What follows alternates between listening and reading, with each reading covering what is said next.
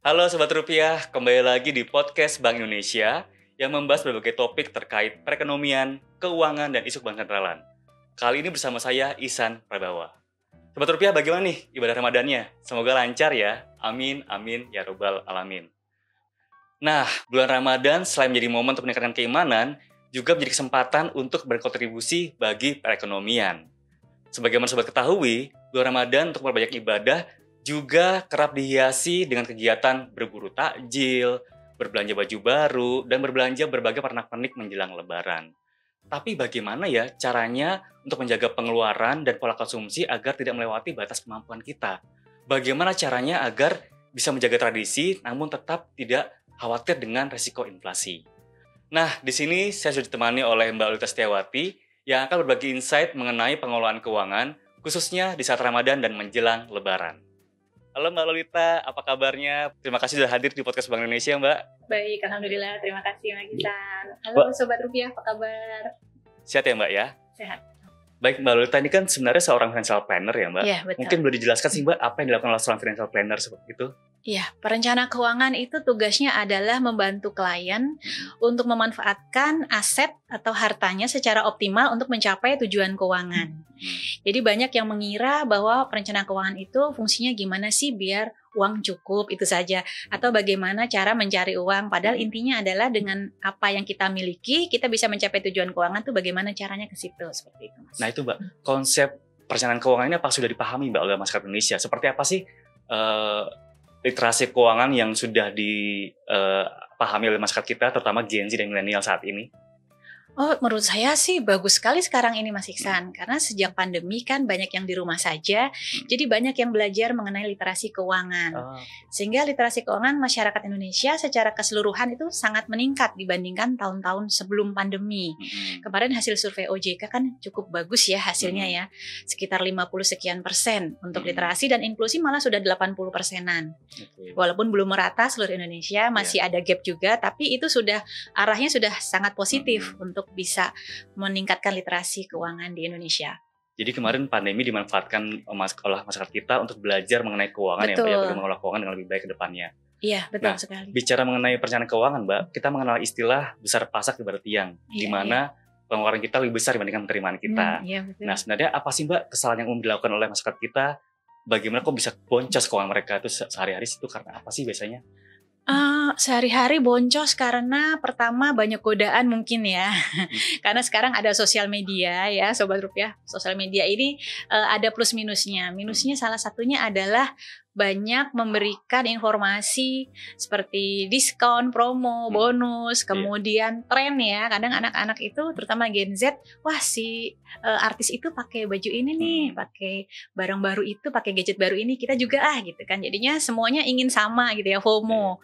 Kemudian yang berikutnya adalah biasanya mereka itu lupa bahwa masa depan tuh masih ada nih, jadi habis-habisan untuk masa kini karena tadi ya ingin belanja ini itu, akhirnya banyak mengalokasikan penghasilannya untuk kebutuhan saat ini saja, lupa bahwa masa depan tuh masih panjang, jadi lupa investasi, lupa menyiapkan dana darurat, lupa menyiapkan asuransi juga itu termasuk.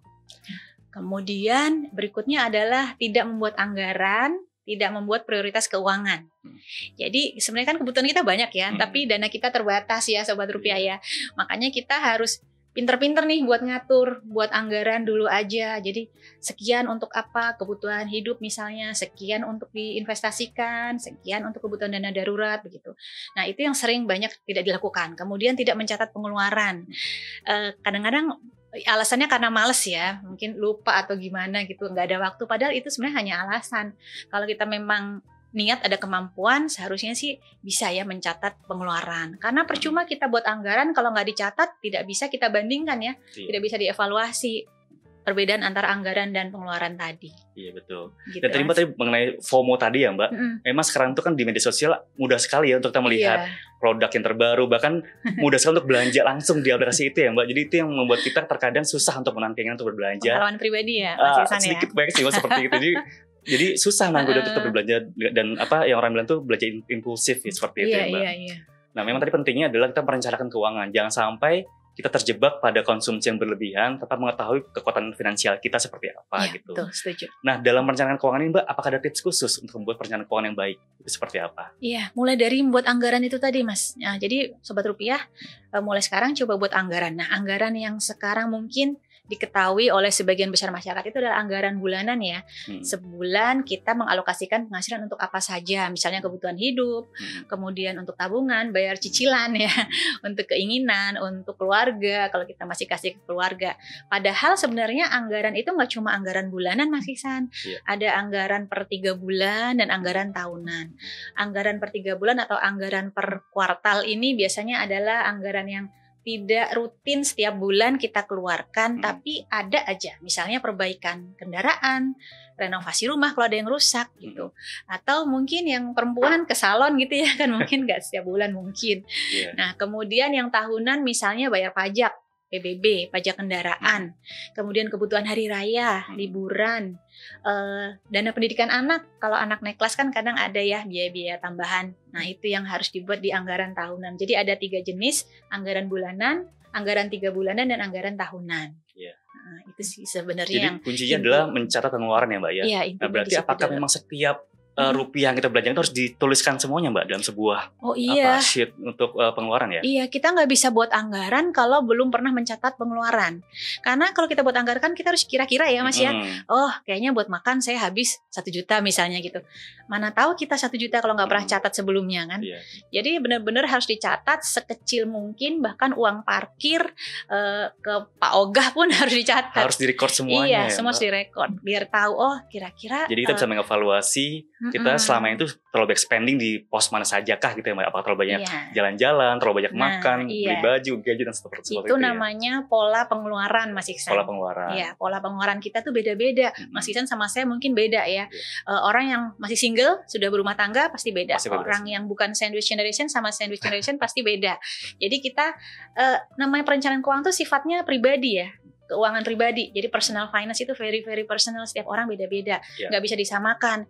Jadi kalau ada yang tanya Sobat Rupiah mungkin tanya, oh pembagian anggaran gimana ya, berapa persen ini, berapa persen itu sebenarnya nggak bisa dilakukan untuk semua orang, nggak berlaku untuk semua orang karena setiap orang beda-beda pengeluarannya, pola pengeluarannya. Jadi kita harus tahu pola pengeluaran atau pola belanja kita sendiri dulu dengan cara mencatat pengeluaran. Nah itu Mbak terkait dengan pola pengeluaran ya, terutama dalam konteks bulan Ramadan saat ini. Kan seharusnya bulan Ramadan dihabiskan untuk kita beribadah, tidak makan minum di siang hari. Jadi sehingga logikanya kan harusnya berkurang nih pengeluaran kita. Iya, harusnya. Tapi justru kita malah meningkat bulan Ramadan. Malah banyak untuk belanja baju baru, acara bukber teman sekolah, teman kuliah, sama mantan dan sebagainya. Jadi akhirnya malah makin meningkat nih Mbak, pengeluaran kita. Nah sebenarnya bagaimana sih Mbak tips untuk kita bisa menyiapkan anggaran dalam rangka menyambut hari raya Ramadan dan bulan Idul Fitri nanti? Iya memang pengeluaran kita memang banyak banget ya Mas Ihsan. Sekarang rasanya gimana? Banyak sih Mbak, harus beli hamper. 3 minggu ini. Iya luar biasa. Udah belanja hampers ya, ya saya juga sudah. Ya banyak juga tuh saya hampers. Ya memang nggak ada salahnya kita menghabiskan dana kita yang memang sudah kita alokasikan untuk lebaran. Kan setahun sekali ya, wajar ya Sobat Rupiah kalau kita ingin ya agak istimewa lah bulan ini gitu, nggak apa-apa. Tapi asal ada uangnya, jangan nggak ada uangnya. Jadi kita alokasikan dulu. Nah kalau biasanya kita ada Sobat Rupiah yang terima THR mungkin lebih mudah ya, lebih mudah karena sumbernya banyak. Tapi bagaimana kalau yang tidak terima THR? Pastinya harus sudah merencanakan dari tahun sebelumnya, bahkan sudah harus menyisihkan berupa sinking fund begitu. Tapi kalau yang punya THR tentunya lebih mudah. Nah kalau kita diberi keberuntungan dapat dua-duanya, kita bisa pisahkan alokasi anggaran untuk 2 itu ya. Untuk gaji adalah untuk pengeluaran bulanan yang sifatnya rutin, memang setiap bulan kita keluarkan, termasuk untuk makan, takjil, dan untuk buka puasa bersama tadi. Kalau kita bayar sendiri-sendiri, itu kan sebenarnya bagian dari makan kita hari-hari harusnya ya. Jadi itu bisa diambil dari gaji. Tapi kalau buka puasanya misalnya kita yang mengadakan di rumah gitu, mengundang banyak orang, nah itu beda lagi, mungkin alokasinya bisa ambil dari THR. Nah THR ini sebaiknya menurut saya tidak dihabiskan semuanya untuk pengeluaran lebaran. Karena apa? Ini adalah momen yang pas banget buat kita untuk bisa top up investasi untuk yang memang punya banyak tujuan keuangan, atau untuk sobat rupiah yang masih punya cicilan utang, bisa juga untuk bisa top up cicilan utang biar cepat lunas gitu. Ambil dari THR ya tadi. Jadi THR ini bisa kita bagi ya. Kalau mungkin saya harus kasih persentase, bisa dibuat misalnya 40-50% untuk pengeluaran lebaran, seperti untuk buka puasa, untuk mudik, gitu, untuk zakat, infak, sedekah, jangan lupa juga itu ya. Dan sebagiannya lagi bisa untuk investasi, bayar cicilan, nambahin dana darurat ya. Jadi kita bisa bagi seperti itu Mas Iksan. Nggak harus semuanya dihabiskan untuk kebutuhan lebaran. Iya. Nah itu Mbak, tadi bicara soal THR ya. Karena kalau jujur kalau saya pribadi ya Mbak, itu menganggap THR seperti sebuah uang kaget gitu kan. Kita dapat uang yang cukup besar di sebuah bulan gitu kan. Terus tiba-tiba kok ingin menghabiskan semuanya gitu Mbak. Saya mungkin jadi rasanya ingin belanja macam-macam. Mungkin ada beberapa hal yang saya belum bisa beli di bulan-bulan sebelumnya, akhirnya bisa beli pakai uang THR itu. Tapi justru tadi Mbak bilang bahwa THR tidak seharusnya dihabiskan semua sekaligus, tapi juga digunakan untuk investasi gitu ya Mbak, untuk jangka panjang. Nah kira-kira apa sih Mbak opsi-opsi yang bisa digunakan untuk menginvestasikan THR kita ke depan itu? Iya, THR untuk diinvestasikan. Ini tergantung lagi tujuan keuangan kita apa. Tujuan keuangan kita kan banyak ya Mas Iksan ya. Ada yang jangka pendek, jangka menengah, jangka panjang. Nah kita baginya seperti itu. Jangka pendek itu 1-2 tahun, jangka menengah 3-5 tahun, di atas 5 tahun masuk ke jangka panjang. Nah kemudian selain jangka waktunya, kita juga perhatikan profil resiko dari diri kita sendiri. Kalau kita yang tipe yang takut-takut ya, nggak berani ambil resiko besar, maunya yang stabil dan aman, tentunya jangan ambil investasi yang risikonya tinggi. Jangan saham ya Mbak ya? Ya saham itu risikonya tinggi ya, dan jangan kripto. Jangan kripto itu lagi. Ini sekarang lagi rame ya kripto ya. Jadi intinya kita harus paham resikonya, paham metode kerjanya, dan tahu nih kapan dana itu mau ditarik gitu. Jangan sampai pas kita mau tarik, harganya lagi turun banget ya karena resikonya tinggi. Jadi harus tahu ya Mbak, apa tujuan keuangan kita ke depan seperti apa gitu ya. Baik, jadi kalau kita samarikan bahwa untuk mencapai tujuan keuangan yang lebih besar ke depan, nah kita harus tahu pengeluaran kita seperti apa aja, untuk pos mana saja, dan THR tidak boleh dihabiskan sekaligus ya Mbak, harus disiapkan juga untuk memenuhi kebutuhan di masa depan. Iya, jangan lupa abis lebaran 40 hari lagi ada Idul Adha. Betul sekali. Ada anak sekolah naik kelas, masuk sekolah dan lagi. Dan THR lagi Mbak ya di luar itu ya. Nah iya, udah habis THR-nya ya. Baik Mbak, mungkin ada tips-tips lain Mbak seputar dengan financial planning ini? Jadi setiap bulan puasa nih, ini salah satu juga cara untuk kita menjaga kesehatan keuangan Mas Iksan. Nah caranya adalah membuat catatan aset. Kalau kita di perencanaan keuangan menyebutnya financial check-up. Financial check-up? Iya, sama seperti medical check-up. Betul, tapi ini ke keuangan. Keuangan. Kadang kan kalau kita lakukan financial check-up itu, kadang-kadang orang yang merasa sehat-sehat saja, ternyata mungkin hasilnya belum tentu sehat ya Mas Iksan ya. Jangan-jangan kolesterolnya tinggi atau asam urat. Sama, financial check-up juga begitu. Kadang-kadang masyarakat itu ada yang merasa, kayaknya keuangan saya baik-baik saja. Pas dicek financial check-up, oh ternyata masih banyak nih PR-nya gitu, rapotnya masih merah. Nah itu penting sekali dilakukan, dan bisa dilakukan di momen bulan puasa ini sekaligus untuk menghitung zakat mal. Jadi kita bisa hitung aset kita berapa, termasuk utang juga. Kalau financial check-up lebih baik sih memang dilakukan oleh perencana keuangan, karena kita akan menghitung rasio-rasio keuangannya. Kira-kira apa nih yang masih jadi PR, ke depannya harus bagaimana gitu, bagaimana meningkatkan kesehatan keuangan, itu bisa dapat saran dari perencana keuangan. Tapi sebenarnya masyarakat awam pun bisa sedikit demi sedikit belajar itu, karena sekarang kan sumbernya banyak ya Mas Iksan ya. Nah, bisa dilakukan itu sekaligus untuk tahu kesehatan keuangan dan juga untuk menghitung zakat mal tadi. Jadi mungkin itu pesannya Sobat Rupiah, mari kita mulai untuk belajar pengelolaan keuangan dan melakukan financial check-up agar mengetahui seberapa besar atau barangkali ada hal yang perlu kita perbaiki di pola perencanaan keuangan kita. Baik, terima kasih Mbak Lolita atas pencerahannya dan telah hadir di podcast hari ini. Semoga sehat selalu ya Mbak ya. Dengan senang hati Mas Iksan. Amin.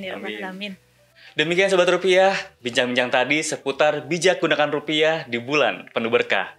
Dan untuk mengetahui informasi lainnya, jangan lupa untuk mengikuti semua kanal media sosial resmi Bank Indonesia. Demikian, saya Isan Prabowo pamit undur diri. Sampai jumpa.